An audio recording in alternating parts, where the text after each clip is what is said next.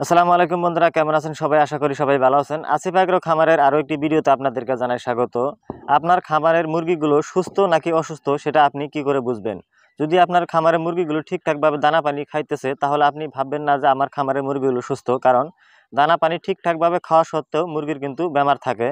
যেমন আজকে আমি দেখাবো আমার খামারে যে মুরগিগুলো দেখেন বর্তমানে দানা পানি খাইতেছে, এদের কোনো অসুবিধা দেখা পাইতেছেন না আপনারা।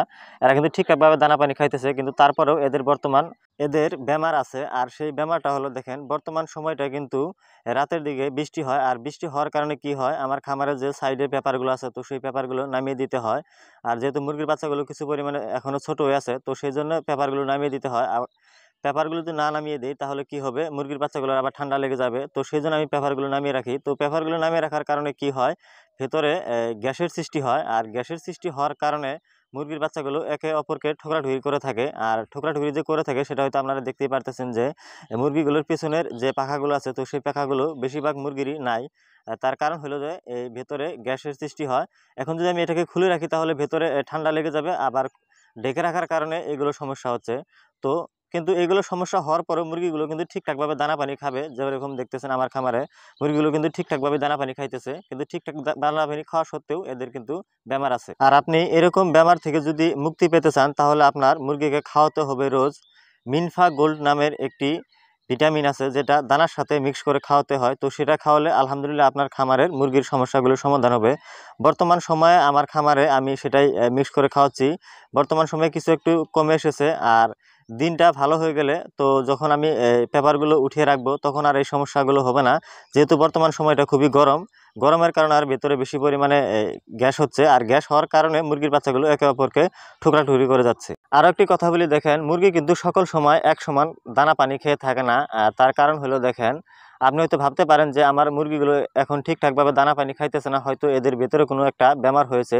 যদি মুরগির বাচ্চাগুলো ঝিমায় তাহলে বলবো সেটা বেমার, আর যদি না ঝিমিয়ে যদি এমনিতে দানা কম খায় তাহলে আমি বলবো সেটা কোনো বেমার না।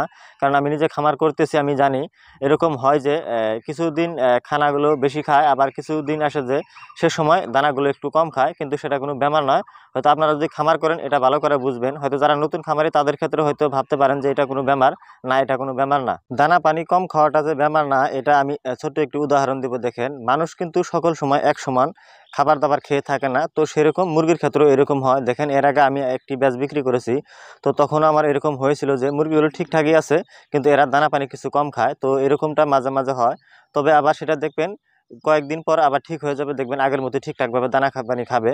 তবে আপনার ঠিকঠাক পরিমাণে যদি আপনি ওষুধ পানি খাওয়াই যান কোনো ধরনের বেমার আজার হবে না, আর সেটা কোনো বেমারও না, আমি 100% গ্যারান্টি সহকারে বলতে পারি। সোনালী মুরগির খামারে 1 থেকে 45 দিন, এই দিনগুলোর মাঝে যখন আপনি ব্রিডিং থেকে বের করে দেবেন 20 থেকে 25 দিনের ভেতরে, তো তারপর থেকে যদি মুরগিগুলোর বেমার আজার দেখা দেয়, আর সেই বেমারটা হলো একটা হলো ওদের হাগার সমস্যা হয়, আর একটা হলো ওরা ঠুকরাঠুকরি করে থাকে।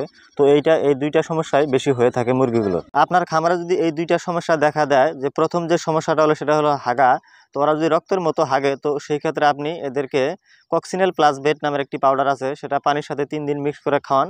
আলহামদুলিল্লাহ দেখবেন আপনার মুরগিগুলো সুন্দরভাবে সুস্থ হয়ে যাবে। আর দ্বিতীয় যে সমস্যা, তো সেই সমস্যাটি হলো যে এরা ঠুকরাঠুকরি করে থাকে। তো ঠুকরাঠুকরি থেকে আপনি রক্ষা পাওয়ার কারণে আপনি মিনফা গোল্ড নামের একটি পাউডার আছে, তো সেটা আপনি মুরগিকে দানার সাথে মিক্স করে খাওয়ান। আলহামদুলিল্লাহ দেখবেন আপনার মুরগি খুব দ্রুত ঠুকরাঠুকরি বন্ধ হয়ে যাবে। পারলে তার সাথে একটু লিভার টনিক খাওয়াতে থাকবেন, দেখবেন মুরগিগুলো সুন্দরভাবে আপনার খামারে সুন্দরভাবে সুস্থ থাকবে আর ভালো থাকবে। তো আশা করি বুঝতে পেরেছেন। আজকের মতো এই পর্যন্ত। আমার জন্য দোয়া করবেন, আমার খামারের জন্য একটু দোয়া করবেন।